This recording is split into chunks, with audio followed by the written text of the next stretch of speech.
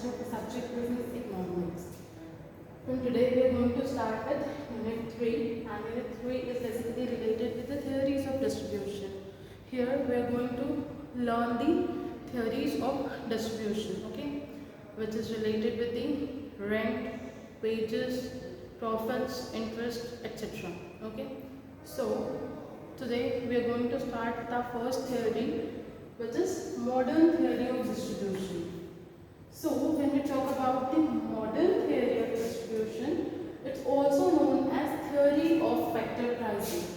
See, you must be knowing and you should know that factors of productions are very crucial in economics.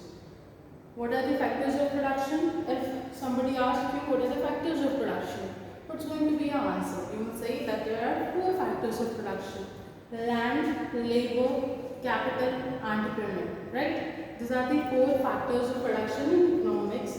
And when we talk about land, so it gets rent as a return, right? When we talk about the labor, so labor gets wages as return.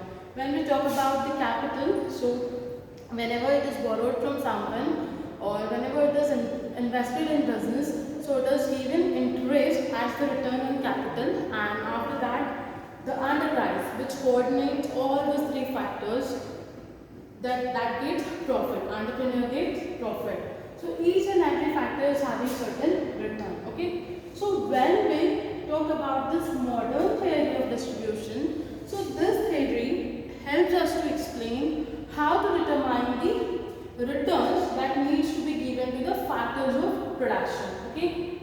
So basically, this theory deals with the returns which needs to be given to the factors of production. How to determine the pricing of the factors of production. Okay. And here, what is being involved here? The distribution of income to the different factors are there.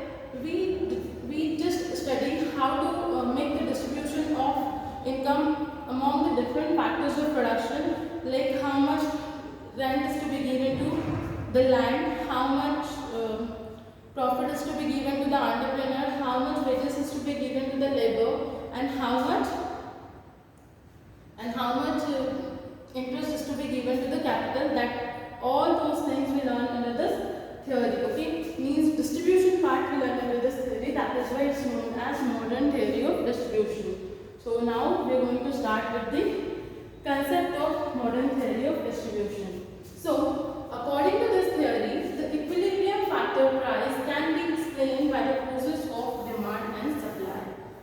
So this theory says that the equilibrium prices for the factors of production can be determined with the help of forces of demand and supply. Okay, it is being said in this theory. According to this theory, demand and supply are the 2 important forces which can be used to determine the prices of factors of production. Prices which needs to be paid to different factors of production. Okay, it says that like for the commodity pricing, we use the demand and supply as forces. In the same way, for factor pricing as well, we can use demand and supply as the forces to determine the pricing of the factors. Okay, so basically in this theory, what is done? In this theory, the demand and the supply of the factors are taken into consideration to determine the prices of the factor, to determine the equilibrium prices of the factors of production. Okay, now different factors are having different prices because due to their unique features, their demand and supply differs. That is why they are having different prices. So now here we are going to see what are the factors which determines the what are the factors which impacts the demand for the factors of production. So first factor which influences the demand for factor of production is demand for final product. See, when we talk about the factors of production like land, labor, capital, entrepreneur, so these products are having the derived demand and not the direct demand. Like this is a book, okay? This is the book. If I talk about the demand of this book, so it is a direct demand. I'm just going to the shop, I'm just going to the book depot and I'll ask for this book and I'll purchase this book, okay? So demand for this book is direct demand, but the demand for the labor, demand for the capital is not a direct demand. Like you cannot purchase the labor, okay? You cannot go to the shop and ask for the labor that I want to purchase this labor. You cannot say that. The labor is demanded for producing some final good. The capital is demanded for producing some final good, okay? When we talk about the land, so it is again demanded for producing some final goods, for establishing the factories where some final goods can be produced. So when we talk about the factors of production, so these factors of production are not having direct demand, but their demand are the right demand. Means it depends on the demand for the final product. If the demand for the final product is more, so of course demand for the factors of production would also be more. If the demand for the final product is less, of course demand for the factors of production would also be less. So this way, demand for factors of production depends upon demand for final product. Then another factor on which the demand for the factor of production depends is marginal revenue productivity of labor. Where I say marginal revenue productivity. So what is the meaning of this term marginal revenue productivity? Let's try to understand this term with the help of an example. For example, there are 20 workers, okay, and these 20 workers are producing 15 TV sets, okay. Price of one TV set is rupees 1000. So it is just assumption, okay, rupees 1000. So revenue from this 15 TV sets would be 15,000, right? Now, another additional worker has been employed. One worker has been employed, okay? Now, say 16 TV sets are being produced, okay? After employing this 21st worker, okay, additional worker, 16 TV sets are being produced and the price is again 1000, okay? So now the revenue which is being generated from selling this TV sets is becoming 16,000, okay?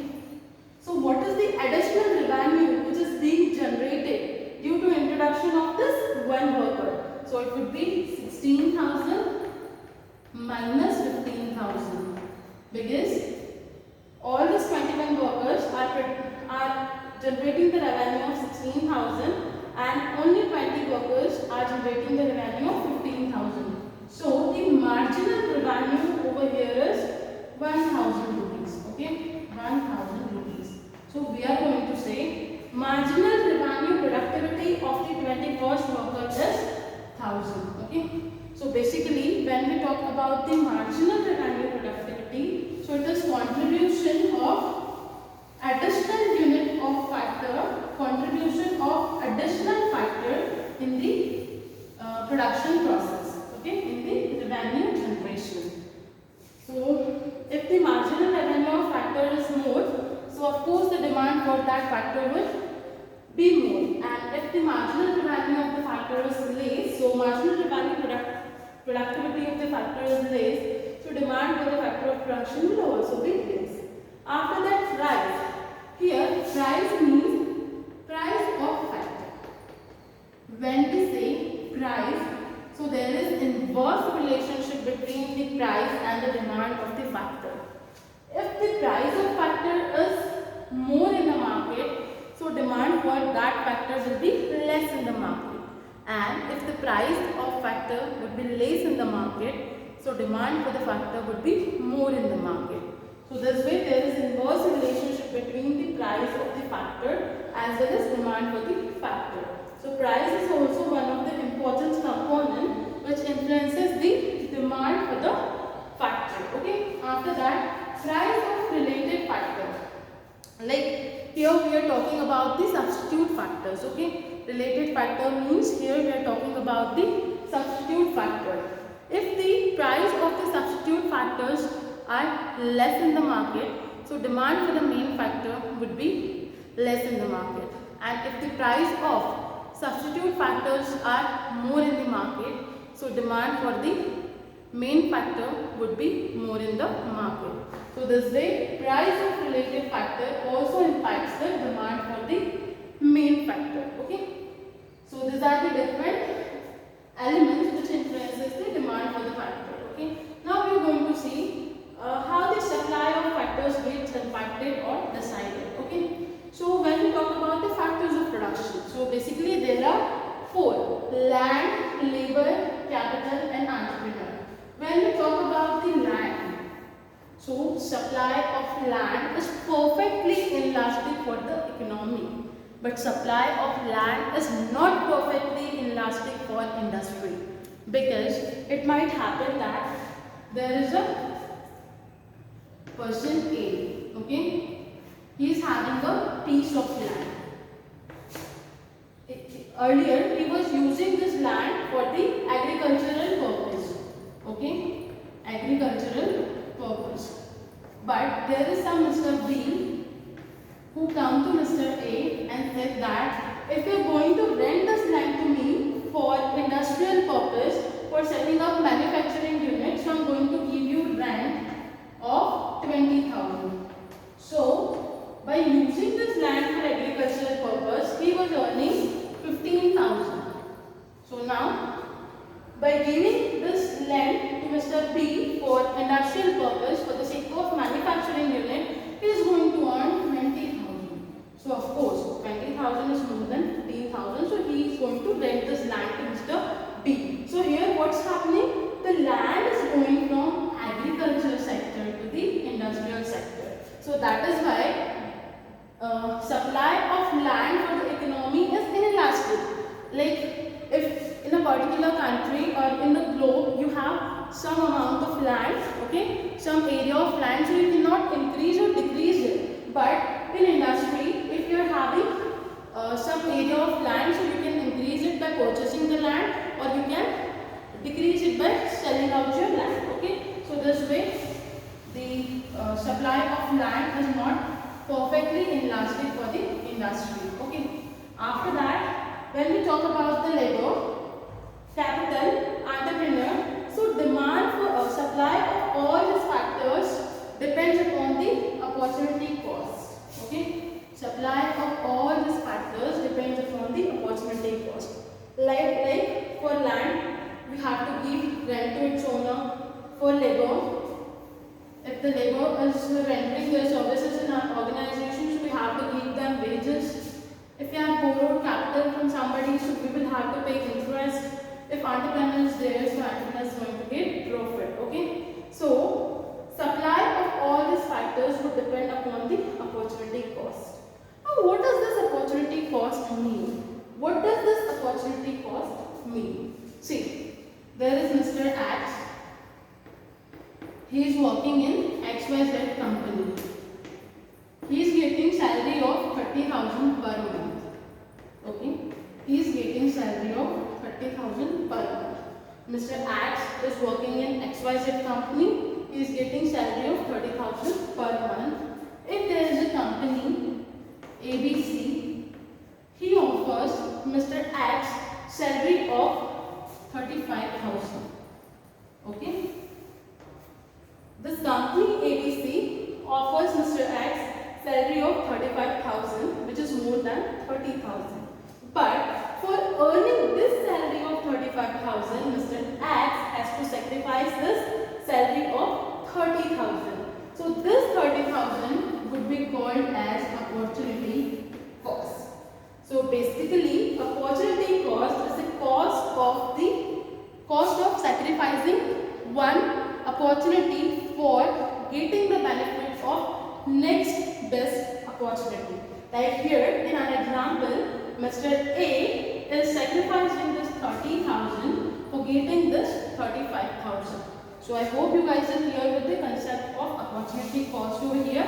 Now, the supply of factor of production also depends upon this opportunity cost.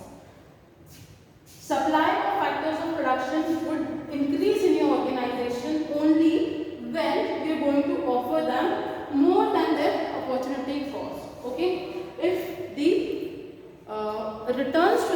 factors of production would be more than their opportunity cost, so there will be more supply of factors of production. Okay, and if the opportunity cost is more than the returns which is being offered, so there will be no supply sometimes. Okay, because they are not going to leave their existing jobs. So that is why the return should always be greater than the opportunity cost for increasing the supply of factors of production. Okay, so when we talk about the demand and supply, so we have seen how the demand is dependent on different elements and how the supply is dependent upon the opportunity cost. Okay, now we are going to see how the determination of factor price is done in the market with the help of diagram. Okay, so first of all, this is the x-axis, this is the y-axis. On x-axis we are going to show prices, on y-axis we are going to show prices, and on x-axis we are going to show units of factors of production. Unit of factors of production. Okay, so this is 1, 2, 3, 4, 5, 10, 20, 30, 40, 50. So on x-axis we have shown units of factors of production, okay, and on y-axis we have shown price. First of all, we are going to draw the demand curve for the factor, okay, demand curve for the factor. So when the price was rupees 50, so demand for the factor of production was 1 unit. Okay, when price is reduced to 40, demand has increased to 2 units.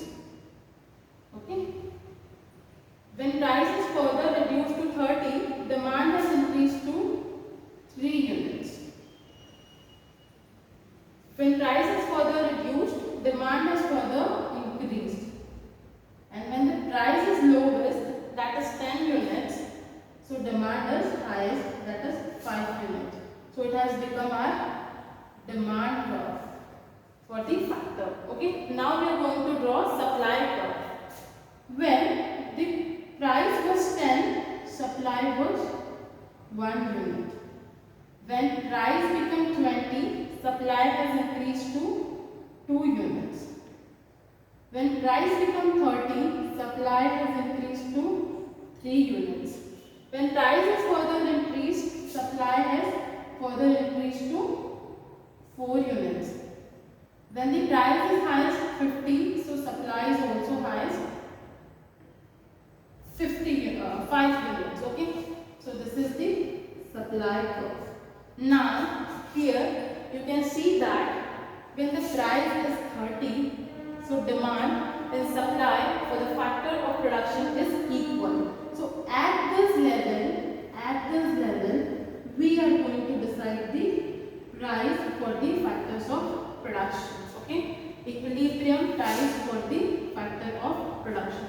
So in the given example, the prevailing price for the factor of production would be 30, because at this price the demand and the supply for the factor of production is equal. Here the demand curve and the supply curve for the factor is intersecting each other, so it is the point of equilibrium. Okay, at this point the demand and the supply of the factor of production is equal, and that is why it will be the price which is going to prevail in the market. It's going to be the factor price of the factor which is going to prevail in the market. So this way the prices of factor is determined for the factor of production according to the modern theory of distribution. Okay, now we are going to see the assumptions on which the modern theory of distribution is based. So first assumption under the modern theory of distribution is every producer tries to get maximum profit. So here it is assumed that all the producers who are working under the market, who needs the factors of production for doing their production activities, they want to achieve maximum profit. They are trying to maximize their profit. The second assumption under this theory is perfect knowledge of marginal value productivity. Here in this theory, it is being assumed that there is perfect knowledge of marginal value productivity of factors of production to the producer. Here it's being assumed that producer knows everything about the marginal revenue productivity of a factor of production. Okay. After that, perfect competition exists. Here it's being assumed that in the factor market there is perfect competition. Means there is large number of buyers and large number of sellers for the factor. Okay. This is the another assumption on which the theory is based. After that, no government intervention. Here in this theory, it is being assumed that the prices of factors are being determined only by the intervention of demand and supply forces. Government has no role in deciding the price of factors of production. So these are the different assumptions on which the modern theory of distribution is based. After that, there are certain criticisms. Okay, so criticism is something because of which the theory does not become applicable. Okay, so first one is perfect competition is a myth. So when we talk about the perfect competition market, so while learning the perfect competition market in the second unit, I have told you that perfect competition is the extreme form of market. Okay, so it has certain features which cannot exist in reality, and that is why we say that perfect competition is a myth. It doesn't exist in reality. Okay, so it is one of the criticism of this theory. Because of this assumption, this theory does not become applicable. After that, heterogeneity of factors. Here, under this theory, what is being assumed? Here it is being assumed that perfect competition is existing, and when the perfect competition is existing in the factor market, so it is being assumed that all the factors are homogeneous. For example, if the laborers are working for producing some commodity, so all the laborers who are working for producing the commodity is homogeneous. Like they are having same skill, they are having same speed, they are having same quality. It's being assumed. But if you are going to see the real world, okay, if you are going to see the realistic situation, so you will get to know that no factor can be homogeneous in reality. Okay, there is some extent of heterogeneity in different factors of production, and that is why this heterogeneity of there is a heterogeneity of factor. So homogeneity of factor is taken as the criticism of this theory. So here we are done with the modern theory of distribution. In next lecture we are going to deal with our next theory. Till then, please keep going through the YouTube lectures. In case of any queries or doubt, please contact us. Thank you.